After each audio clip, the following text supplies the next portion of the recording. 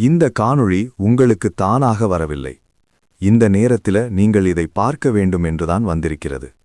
ஏனென்றால் சில அறிகுறிகள் சிவபிரமானின் பேரருள் உங்களை தொட ஆரம்பித்ததற்கான முதல் செய்கை. இந்த உலகத்தில் சில விஷயங்கள் மெதுவாகவும் அமைதியாகவும் தொடங்கும். பெரும்பாலான மனிதர்கள் அதை கவனிக்க மாட்டார்கள். காரணம், அவர்கள் வெளி உலகத்தின் சத்தத்தில் மூழ்கியிருப்பார்கள்.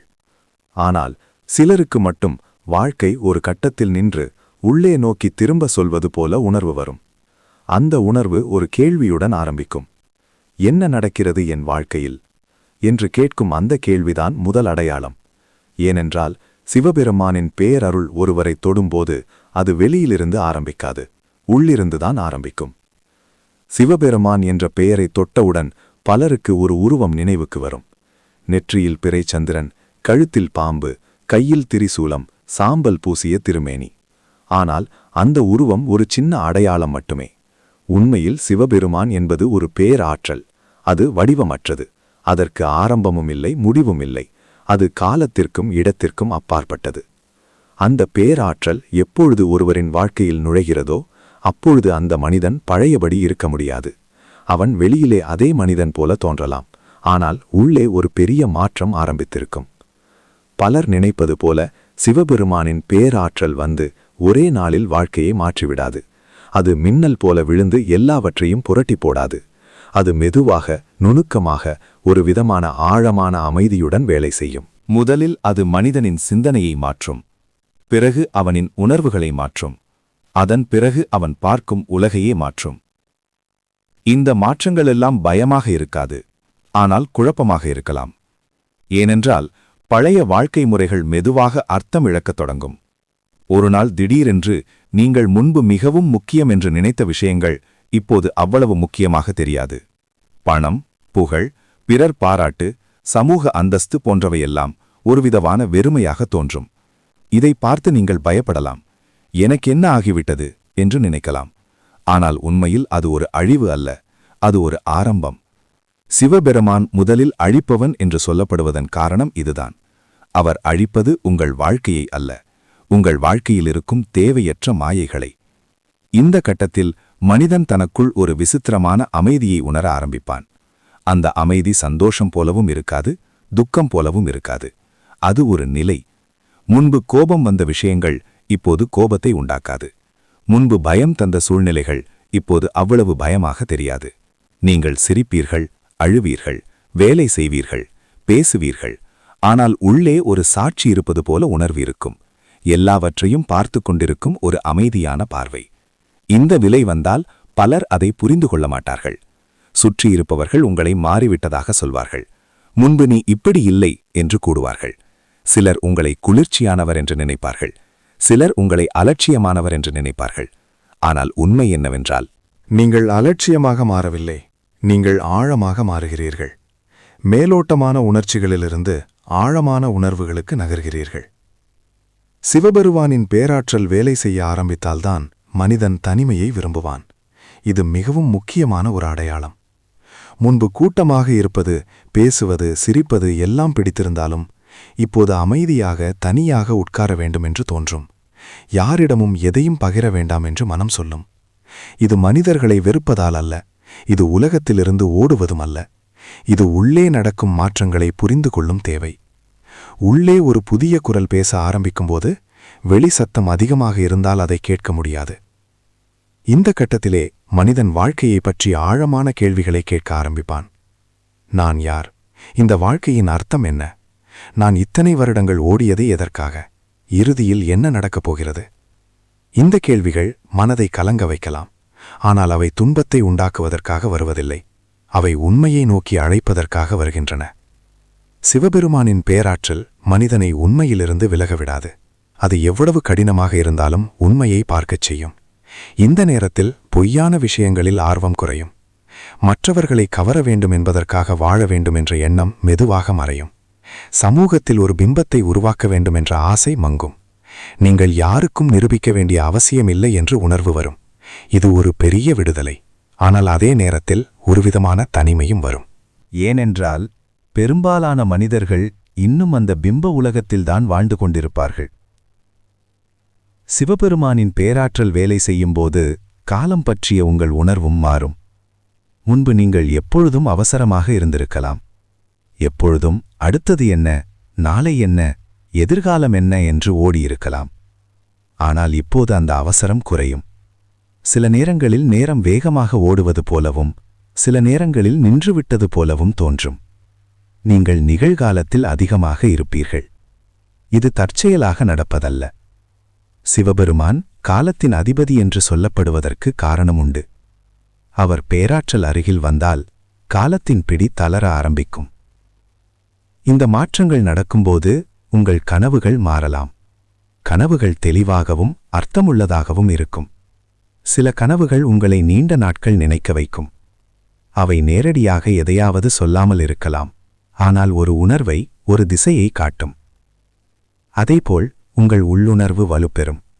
முன்பு நீங்கள் நீண்ட நேரம் யோசித்து எடுத்த முடிவுகளை இப்போது ஒரு நொடியில் எடுப்பீர்கள். அந்த முடிவுகள் பல நேரங்களில் சரியாக இருக்கும். இதை நீங்கள் அனுபவித்த பிறகுதான் புரியும். சிவபெருமானின் பாதையில் ஒரு முக்கியமான விஷயம் என்னவென்றால், பழைய விஷயங்கள் முறிந்து போகும். சில உறவுகள் தானாகவே முடிவுக்கு வரும். சில நண்பர்கள் விலகுவார்கள். சில சூழ்நிலைகள் உங்களை விட்டு போய்விடும். இதை நீங்கள் துன்பமாக உணரலாம். எல்லாம் எனக்கு எதிராக நடக்கிறது என்று நினைக்கலாம். ஆனால் உண்மையில் அது எதிராக அல்ல. அது உங்களை ஒரு புதிய நிலைக்கு கொண்டு செல்லும் தயாரிப்பு. பழைய தோல் உரிந்து விழாமல் பாம்பு புதிய தோலை அடைய முடியாது. அதுபோல பழைய வாழ்க்கை அமைப்புகள் சிதறாமல் புதிய நிலை உருவாகாது. இந்த கட்டத்தில் பயம் குறைய ஆரம்பிக்கும். குறிப்பாக மரணம் பற்றிய பயம். மரணம் என்றால் ஒரு முடிவு அல்ல, ஒரு மாற்றம் என்ற புரிதல் மெதுவாக உருவாகும். நீங்கள் இழப்புகளை சந்திக்கலாம், ஆனால் அவை உங்களை முற்றிலும் உடைக்காது. உள்ளே ஒரு நிலை இருக்கும். அந்த நிலைதான் சிவபெருமானின் பேராற்றலின் அடையாளம். எல்லாம் நிலையற்றது என்பதை உணர்ந்து அதற்குள் அமைதியாக இருப்பது. இந்த எல்லா மாற்றங்களும் ஒரே நாளில் நடக்காது. இது ஒரு பயணம். சில நேரங்களில் நீங்கள் பழைய வாழ்க்கைக்கு திரும்ப வேண்டும் என்று தோன்றலாம். முன்பு இருந்தபடி இருந்தால் நன்றாக இருக்கும் என்று நினைக்கலாம். ஆனால் அந்த பழைய நிலைக்கு திரும்ப முடியாது. ஏனென்றால் நீங்கள் ஏற்கனவே மாறிவிட்டீர்கள். சிவபெருமானின் பேராற்றலை ஒருமுறை உணர்ந்த பிறகு அறியாமையில் வாழ முடியாது. இந்த இடத்தில் ஒரு விஷயம் தெளிவாக சொல்ல வேண்டும். இந்த அறிகுறிகள் வந்தால் நீங்கள் சிறப்பு மனிதர் என்ற அர்த்தமில்லை. நீங்கள் மற்றவர்களை விட உயர்ந்தவர் என்றும் அர்த்தமில்லை. இதன் அர்த்தம் ஒன்றே ஒன்றுதான். நீங்கள் உண்மையை எதிர்கொள்ள தயாராக இருக்கிறீர்கள். எல்லோரும் இந்த பாதைக்கு வருவார்கள், ஆனால் ஒரே நேரத்தில் அல்ல. ஒவ்வொருவருக்கும் ஒரு காலம் உண்டு. இந்த வார்த்தைகளை நீங்கள் கேட்கும்போது உங்கள் உள்ளே ஏதோ ஒன்று அசைந்தால் அது ஒரு தற்செயல் அல்ல. நீங்கள் இதை கேட்க வேண்டிய நேரத்தில்தான் இது உங்களிடம் வந்துள்ளது. சிவபெருமான் யாரையும் கட்டாயப்படுத்த மாட்டார். அவர் சத்தமாக அழைக்கவும் மாட்டார். அவர் மெதுவாக ஒரு உணர்வை மட்டும் விதைப்பார்.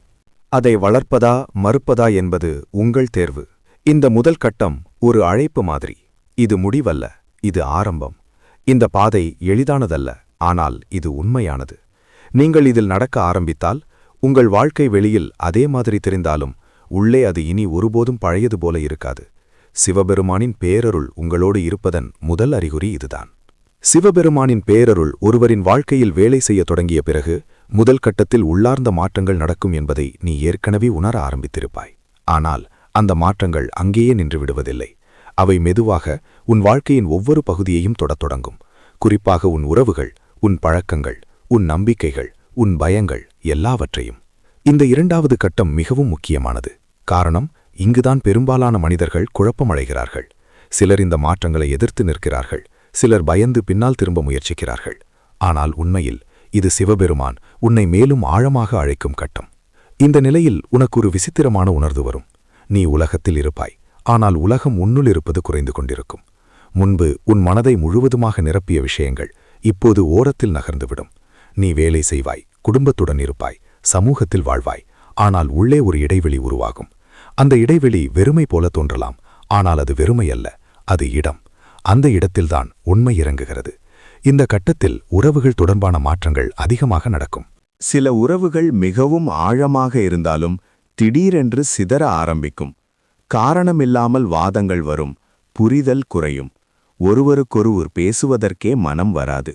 இதை பார்த்து நீ உன்னையே குற்றம் சாட்டிக் கொள்ளலாம். நான் தான் மாறிவிட்டேனா என்று கேட்கலாம். ஆனால் உண்மையில் நீ மாறிவிட்டாய். ஆனால் அது தவறான மாற்றம் அல்ல, அது இயற்கையான வளர்ச்சி. எல்லா உறவுகளும் இந்த வளர்ச்சியை தாங்க முடியாது. சில உறவுகள் ஒரு குறிப்பிட்ட நிலை வரைதான் உன்னோடு வரும். அதற்கு பிறகு அவை தானாகவே விலகும். சிவபெருமானின் பேராற்றல் செயல்படும்போது உன் வாழ்க்கையில் பொய்யான சமாதானங்கள் உடையும். முன்பு நீ சமாதானமாக இருக்கிறேன் என்று நினைத்த சூழ்நிலைகள் உண்மையில் அடக்கப்பட்ட உணர்ச்சிகள் என்று புரியும். நீ உண்மையிலேயே மகிழ்ச்சியாக இல்லை என்பதை உணர்வாய். ஆனால் அந்த உணர்வு உன்னை சோர்வடைய செய்யாது. அது உன்னை நேர்மையாக வாழத் தூண்டும். நீ இனி நடிக்க முடியாது. உனக்கு பிடிக்காத விஷயங்களை பிடித்தது போல காட்ட முடியாது. இது சிலருக்கு கடினமாக இருக்கும், ஆனால் இது தவிர்க்க முடியாதது. இந்த கட்டத்தில் உனக்கு பழைய பழக்கங்கள் மீது ஆர்வம் குறையும். சில பழக்கங்கள் தானாகவே விடுபடும். முன்பு அதில் இன்பம் இருந்தது போல தோன்றிய விஷயங்கள் இப்பொழுது வெறுமையாக தோன்றும். இது துறவுத்தனம் அல்ல, இது கட்டாய தவம் அல்ல, இது இயற்கையான விலகல். சிவபெருமான் உன்னை எதையும் விட்டுவிட சொல்ல மாட்டார், ஆனால் உனக்குள்ளிருந்த பிணைப்புகளை மெதுவாக தளர்த்துவார். இந்த நிலையில் உன் உணர்ச்சிகள் அதிகமாக கூர்மையாகும். மற்றவர்களின் உணர்ச்சிகளை நீ எளிதாக உணர்வாய். யார் உண்மையாக பேசுகிறார்கள், யார் முகமூடி அணிந்து பேசுகிறார்கள் என்பதை நீ உடனே புரிந்து கொள்வாய். இதனால் சில நேரங்களில் உனக்கு மனசோர்வு வரலாம். ஏனென்றால் நீ பார்க்கும் உண்மை எல்லாருக்கும் பிடிக்காது. ஆனால் இந்த கூர்மையான உணர்வுதான் உன்னை பாதுகாக்கும். இது சிவபெருமான் உனக்கு கொடுக்கும் ஒரு உள்கவசம். இந்த கட்டத்தில உன் பயங்கள் மேலே வர ஆரம்பிக்கும். முன்பு நீ அடக்கி வைத்திருந்த பயங்கள் இப்போது வெளியில் வரும். தனிமை பயம், தோல்வி பயம், மரணம் பற்றிய பயம், அர்த்தமில்லாத வாழ்க்கை பற்றிய பயம், இவை எல்லாம் உன் முன் நிற்கும். இதை பார்த்து நீ நினைக்கலாம், முன்பு இல்லாத பிரச்சனைகள் இப்போது ஏன் வருகிறது என்று. ஆனால் உண்மையில் அவை முன்பே இருந்தன. நீ அவற்றை பார்க்க தயாராக இல்லை. இப்போது நீ தயாராக இருக்கிறாய். சிவபெருமான் ஒருபோதும் மனிதனை அவன் தாங்க முடியாத விஷயத்தை நேரடியாக எதிர்கொள்ள வைக்க மாட்டார். நீ தாங்க முடியும் என்ற நிலைக்கு வந்த பின்தான் அந்த பயங்களை மேலே கொண்டு வருவார். இந்த பயங்களை எதிர்கொள்ளும்போது உனக்கு ஒரு விசித்திரமான ஆதரவு உணர்வு வரும். நீ தனியாக இல்லை என்ற உணர்வு. யாரோ உன்னை உள்ளே இருந்து தாங்கிக் கொண்டிருப்பது போல தோன்றும். அந்த ஆதரவு வெளியிலிருந்து வருவதல்ல, அது உன் உள்ளே இருந்து வரும். அதுதான் சிவபெருமானின் பேரருளின் உண்மைத்தன்மை. அது உன்னை சார்ந்திருக்கச் சொல்லாது, அது உன்னை உன்மீது நம்பிக்கை வைக்கச் சொல்லும். இந்த கட்டத்தில் உன் வாழ்க்கையில் சில முடிவுகள் தானாகவே எடுக்கப்படும். நீ அதிகமாக யோசிக்க மாட்டாய். சில விஷயங்களில் ஒரு தெளிவு வரும். இதுதான் சரி என்று உள்ளிருந்து தெரியும். அந்த முடிவுகள் சில நேரங்கள் மற்றவர்களுக்கு புரியாமல் இருக்கலாம். அவர்கள் உன்னை கேள்வி கேட்கலாம், ஏன் இப்படி செய்கிறாய் என்று. ஆனால் நீ அவர்களுக்கு விளக்க முடியாது. காரணம், இது தர்க்கத்தின் முடிவல்ல, இது உணர்வின் முடிவு. சிவபெருமானின் பாதையில் பல முடிவுகள் இப்படித்தான் இருக்கும். இந்த நிலையில் உனக்கு வாழ்க்கையின் நிலையற்ற தன்மை மிகவும் தெளிவாக புரியும். எதுவும் நிரந்தரமில்லை என்ற உண்மை அனுபவமாக வரும். இந்த உண்மை உன்னை பயமுறுத்தாது. மாறாக அது உனக்கு ஒருவிதமான சுதந்திரத்தை தரும்.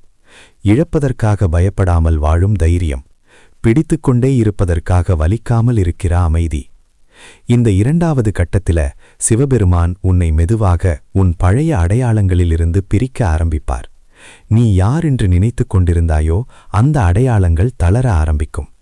உன் பெயர், உன் தொழில், உன் சமூக நிலை, இவையெல்லாம் நீ அல்ல என்பதை உணர ஆரம்பிப்பாய். இது ஒரு பெரிய உள்மாற்றம். அந்த அடையாளங்கள் தளரும்போது ஒரு வெறுமை வரும். ஆனால் அந்த வெறுமைதான் உண்மைக்கான வாசல். இந்த கட்டத்திலே நீ அதிகமாக அமைதியை விரும்புவாய். வெளியிலிருந்து வரும் தேவையற்ற தகவல்கள், பேச்சுகள், கருத்துக்கள் உன்னை சோர்வடையச் செய்யும். நீ தேர்ந்தெடுத்து மட்டுமே பேசுவாய், தேர்ந்தெடுத்து மட்டுமே கேட்பாய். இது அகந்தை அல்ல, இது உன் ஆற்றலை பாதுகாக்கும் ஒரு இயற்கையான செயல். சிவபெருமானின் பேராற்றல் வீணாக செலவாக விடாது. அது உன்னை உன் ஆற்றலை மதிக்க கற்றுக் கொடுக்கும். இந்த இரண்டாவது பகுதி உண்மையில் ஒரு சுத்திகரிப்பு காலம். இது இனிமையானதாக இருக்காது. சில நேரங்களில் வலியும் இருக்கும், குழப்பமும் இருக்கும். ஆனால் இது தேவையானது. அழுக்கு நீங்காமல், பழையதை அகற்றாமல் புதியது உருவாகாது. சிவபெருமான் இந்த உலகில் அழிப்பவன் என்று சொல்லப்படுவதன் ஆழமான அர்த்தம் இதுதான். அவர் அழிப்பது மனிதனை அல்ல, மனிதனின் அறியாமையை. இந்த நிலையில் நீ ஒருபோதும் முன்பு போல வாழ முடியாது. நீ திரும்பி போக முயற்சித்தாலும் மனம் ஒத்துக்கொள்ளாது. ஏனென்றால் நீ ஏற்கனவே ஒரு உண்மையை பார்த்துவிட்டாய். மூன்றாவது கட்டத்தில் அந்த மாற்றங்கள் இனி உன் உள்ளத்தில் மட்டுமில்லாமல் உன் வாழ்க்கையின் திசையையே மாற்ற ஆரம்பிக்கும். இங்கதான் சிவபெருமானின் பேராற்றல் மனிதனை முழுமையாக வடிவமைக்கத் தொடங்குகிறது. இந்த நிலையில் உனக்கு ஒரு ஆழமான பொறுமை உருவாகும். வாழ்க்கை தன் வேகத்தில் செல்லட்டும் என்ற ஒரு அமைதி உனக்குள் உருவாகும். உன் வேதனைகளும் உன் ஆசிரியர்களாக மாறும். சிவபெருமானின் பாதையில் துன்பம் ஒரு தண்டனை அல்ல, அது ஒரு பயிற்சி. இந்த நிலையில் உனக்கு வாழ்க்கையின் நுணுக்கமான விஷயங்கள் அதிகமாக தெரியும். ஒரு மரத்தின் நிழல், ஒரு மழைத்துளி, ஒரு மனிதனின் கண்களில் தெரியும் சோர்வு உன்னை ஆழமாக தொடும். இந்த கட்டத்தில் உனக்கு ஒரு விசித்திரமான நம்பிக்கை உருவாகும். அது மத நம்பிக்கை அல்ல, அது ஒரு ஆழமான உள்ளுணர்வு. எல்லாம் சரியாக நடக்கிறது என்ற உணர்வு. வெளியில் எவ்வளவு குழப்பம் இருந்தாலும் உள்ளே ஒரு உறுதி இருக்கும். இது சிவபெருமானின் பேரருள் உன் உள்ளத்தில் வேரூன்ற ஆரம்பித்ததற்கான ஒரு அடையாளம். உன் அகந்தை மெதுவாக உருக ஆரம்பிக்கும். நீ எல்லாவற்றின் ஒரு சிறிய பகுதி என்று உணர ஆரம்பிப்பாய். அந்த உணர்வுதான் உண்மையான பணிவு. உன் வாழ்க்கையில் சில விஷயங்கள் தானாகவே உன் பக்கம் வரும். சில வாய்ப்புகள், சில சந்திப்புகள், இவையெல்லாம் நீ திட்டமிட்டவை அல்ல, ஆனால் அவை உன் வளர்ச்சிக்கு தேவையானவை. சிவபெருமானின் பாதையில் ஒருவன் நடக்கும்போது வாழ்க்கையே அவனை வழிநடத்த ஆரம்பிக்கும். இந்த தனிமை உன்னை வலிக்க செய்யாது, அது உன்னை நிரப்பும். நீ தனியாக இருந்தாலும் தனிமையாக உணரமாட்டாய். ஏனென்றால் உன் உள்ளே ஒரு துணை இருப்பது போல உணர்வு இருக்கும். அந்த துணை ஒரு மனிதன் அல்ல, அது ஒரு பேராற்றல். நீ எல்லாவற்றையும் கட்டுப்படுத்த வேண்டிய அவசியமில்லை என்ற தெளிவு வரும். நீ முயற்சி செய்யும், ஆனால் பிடிவாதமாக இருக்க வேண்டியதில்லை. இந்த விட்டுவிடுதல் தோல்வி அல்ல, இது நம்பிக்கை. இந்த நம்பிக்கைதான் சிவபெருமானின் பேராற்றலின் அடையாளம். நீ இப்போது உலகத்தில் இன்னும் ஆழமாக இருப்பாய், ஆனால் உலகம் உன்னை ஆட்டி படைக்காது. இந்த 4வது கட்டம் மிகவும் அமைதியானதாக தோன்றலாம், ஆனால் மிகவும் தீவிரமானது. சிவபெருமானின் பேரருள் மனிதனை முழுமையாக உள்ளே திருப்புகிறது. நீ உன் எண்ணங்களை கவனிக்க ஆரம்பிப்பாய். எண்ணங்களை ஒரு பார்க்கும் ஒருவன் நீ என்று புரியும். இந்த ஒரு புரிதல்தான் மிக பெரிய மாற்றம். மனிதன் துன்பப்படுவதற்கான முக்கிய காரணம் அவன் எண்ணங்களோடு தன்னை அடையாளப்படுத்திக் கொள்வதுதான். அந்த அடையாளம் உடைந்தவுடன் துன்பம் தன் பிடியை இழக்க ஆரம்பிக்கும். உன் கடந்த காலம் உன்னை தொந்தரவு செய்யாது. சிவபெருமானின் பேராற்றல் மனிதனை அவன் கடந்த காலச் சங்கிலியிலிருந்து விடுவிக்கிறது.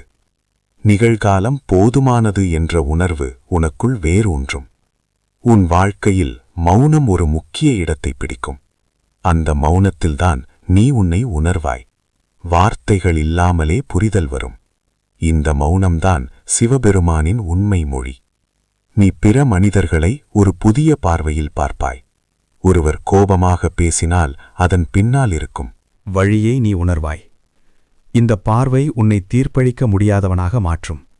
நீ மதிப்பிட மாட்டாய், நீ புரிந்து கொள்வாய். இந்த புரிதல்தான் உண்மையான கருணை. உன் அகந்தையின் கடைசி அடையாளங்களும் கரைய ஆரம்பிக்கும்.